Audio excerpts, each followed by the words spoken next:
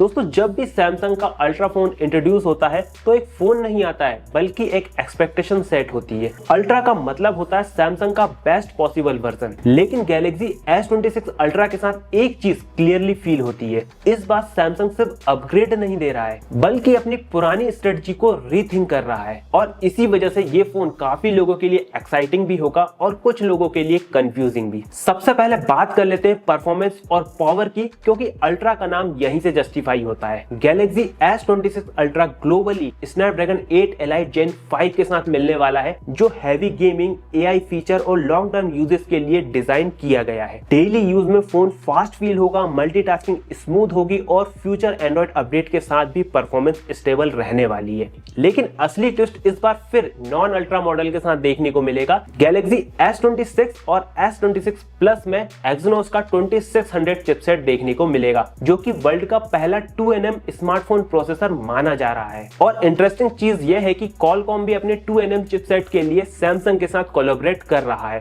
और ऐसा पहली बार नहीं हो रहा है कि ये दोनों बड़े ब्रांड कोलैबोरेट कर रहे हो। इससे पहले भी कोलैबोरेशन कर चुके हैं पर रिजल्ट बहुत ही बेकार निकल कर आया था और स्नैपड्रैगन के चिपसेट जो कि काफी स्टेबल माने जाते हैं उनमें भी हीटिंग जैसी प्रॉब्लम देखने को मिली थी। तो देखते हैं इस बार क्या होता है। अब चलते हैं डिस्प्ले की तरफ, जहां पर सैमसंग ने सिर्फ ब्राइटनेस नंबर दिखाने की बजाय एक प्रैक्टिकल अप्रोच ली है। गैलेक्सी S26 अल्ट्रा का डिस्प्ले एक नई टाइप की प्राइवेसी फोकस टेक्नोलॉजी के साथ आ रहा है। इसका सिंपल मतलब यह है कि आप सॉफ्टवेयर के थ्रू स्क्रीन का व्यूइंग एंगल कंट्रोल कर सकते हो और साइड में बैठा कोई भी पर्सन आपकी स्क्रीन इजीली रीड नहीं कर पाएगा। पब्लिक प्लेस, फ्लाइट, ऑफिस वगैरह में ये फीचर काफी यूजफुल हो सकता है। और हाँ, ये M14 एमोलेड पैनल सिर्फ ब्राइट ही नहीं होगा बल्कि बैटरी एफिशिएंट भी होगा, क्योंकि सैमसंग इस बार ब्राइटनेस से ज्यादा फोकस पावर सेविंग पर कर रहा है। मतलब स्क्रीन क्वालिटी तो टॉप नॉच मिलेगी ही, बैटरी भी लंबी चलेगी। डिजाइन पर आए तो यहाँ पर सैमसंग ने एक नोटिसेबल चेंज किया है। इस बार कैमरा इंडिविजुअल रिंग के फॉर्म में नहीं होंगे बल्कि एक कैमरा आइसलैंड के अंदर प्लेस होंगे और ये चेंज गैलेक्सी S26 सीरीज को एक यूनिफाइड लुक देने के लिए किया गया है। स्पेशली अल्ट्रा फोन अब ज्यादा ऑर्गेनाइज्ड और मॉडर्न फील करेगा, बट स्टिल मेरे अकॉर्डिंग ये इतना बड़ा चेंज नहीं है।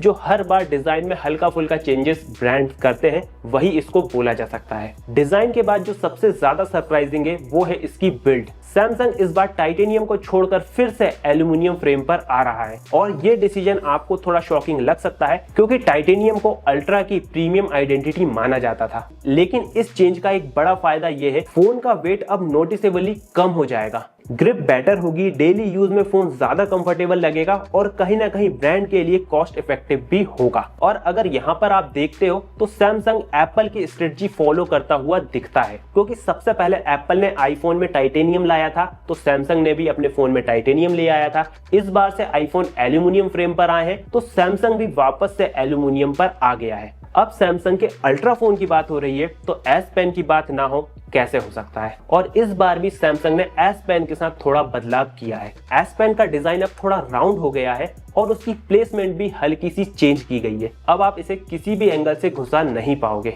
एक फिक्स ओरिएंटेशन फॉलो करनी पड़ेगी। तो शुरू में तो ये चेंज थोड़ा ऑड लग सकता है, लेकिन टाइम के साथ आदत हो जाएगी। अब आते हैं फोन के कैमरे पर, क्योंकि अल्ट्रा बायर्स के लिए ये एक मेजर रीजन होता है फोन को बाय करने का या अपग्रेड करने का। इस बार सैमसंग फ्लैशी नंबर की बजाय रिफाइनमेंट पर फोकस कर रहा है। मेन कैमरा अब भी 200 मेगापिक्सल का ही रहेगा, जो कि गैलेक्सी S23 अल्ट्रा से हम देखते आ रहे हैं। लेकिन इस बार लेंस का अपर्चर 1.4 हो गया है, जो कि S25 अल्ट्रा में 1.7 था। इसका मतलब ये लेंस ज्यादा लाइट कैप्चर कर सकेगा और नाइट फोटोग्राफी में इसका रिजल्ट ज्यादा देखने को मिलेगा। 3x टेलीफोटो लेंस में मेगापिक्सल को बढ़ाया गया है, जो कि अब 10 मेगापिक्सल से 12 मेगापिक्सल कर दिया गया है। लेकिन सेंसर साइज थोड़ा छोटा है, तो रियल लाइफ परफॉर्मेंस में क्या इंप्रूवमेंट देखने को मिलेगा वो तो फोन आने के बाद ही पता चलेगा। और 5x टेलीफोटो लेंस का अपर्चर भी f3.4 से 2.9 कर दिया है और इसी वजह से सैमसंग ने कैमरा मॉड्यूल को थोड़ा मोटा किया है ताकि लेंस में चेंजेस किए जा सके।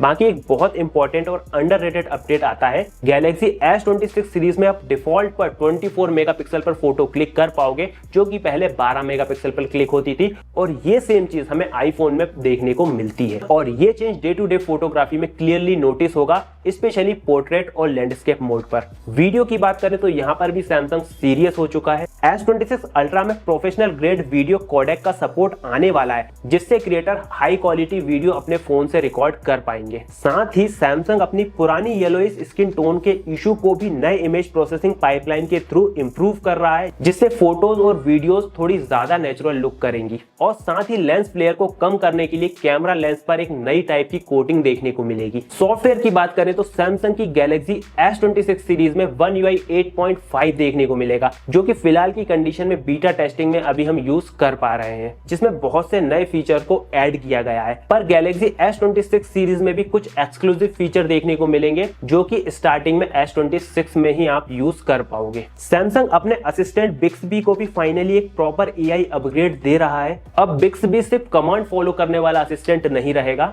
बल्कि स्मार्ट क्वेरीज को समझने और यूजफुल आंसर देने पर फोकस करेगा। और ये सैमसंग के एक ब्रॉडर गैलेक्सी AI का हिस्सा है। और रिपोर्ट्स की माने तो सैमसंग इसके लिए परप्लेक्सिटी के साथ कोलैब कर रहा है। बैटरी साइज ओवरऑल सेम रहने वाला है, मतलब इस बार भी फोन में 5000 mAh की ही बैटरी देखने को मिलेगी। लेकिन सैमसंग ने इसके लिए बैटरी ऑप्टिमाइजेशन पर काफी काम किया है। मतलब S25 अल्ट्रा के कंपैरिजन में S26 अल्ट्रा की बैटरी थोड़ी ज्यादा चलेगी। साथ ही इस बार चार्जिंग एक्सपीरियंस बेटर होने वाला है। 60 वॉट की फास्ट वायर्ड चार्जिंग इस बार देखने को मिलेगी। साथ ही वायरलेस चार्जिंग में भी इंप्रूवमेंट देखने को मिलेगा। और सबसे अच्छी बात, QI2 सपोर्ट आने से मैग्नेटिक एसेसरीज का इकोसिस्टम ओपन हो जाएगा, जिससे एप्पल स्टाइल में वॉलेट और पावर बैंक सैमसंग फोन के साथ भी काम कर पाएंगे। बाकी वायरलेस चार्जिंग जो कि पहले 15 वॉट की थी, वो अब 25 वॉट की हो जाएगी। फाइनली लॉन्च की बात करें तो गैलेक्सी S26 सीरीज इस बार काफी लेट हो चुकी है। जो कि जनवरी एंड में या फरवरी स्टार्टिंग में हर साल देखने को मिल जाती थी, वो इस बार फरवरी एंड में देखने को मिलेगी।